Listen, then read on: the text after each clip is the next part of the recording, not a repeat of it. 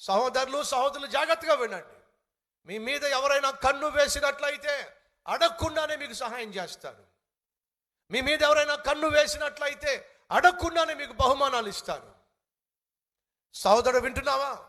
నీ భార్యకు కాకుండా, నీ బంధువుకు కాకుండా, అడగకుండా ఎవరికైనా అతిగా ప్రేమను చూపిస్తున్నా, అతిగా బహుమానాలు ఇస్తున్నా, దాని వెనుక ఎంతో కొంత పాపము దాగి ఉండాలి.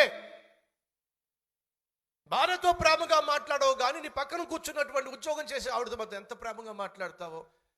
మేడం మీరు భోంచేశారా? వాడు కనీసం పిల్లానికి ఫోన్ చేసి అడగడు, నువ్వు భోంచేసావా అని చెప్పేసి. మేడం ఏంటి మీరు చాలా డల్గా ఉన్నారు, నీకెందుకురా? భార్య కొంచెం వీక్గా ఉండి కొంచెం నలతగా ఉంటే ఏమిటి అంత డల్గా ఉన్నావు అడగడు. మళ్ళీ పక్కన కూర్చున్న ఆవిడ పాపం కొంచెం డల్గా ఉన్నా, భోంచేయకపోయినా ఎంత కన్సర్నో ఉన్నారా మన మధ్య అలాంటి పనికి మాలోళ్ళు.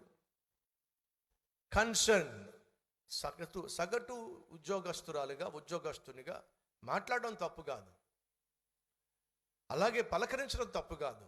కానీ ఎక్స్ట్రా కన్సర్న్ చూపించటం ఖచ్చితంగా తప్పు. జాగ్రత్త.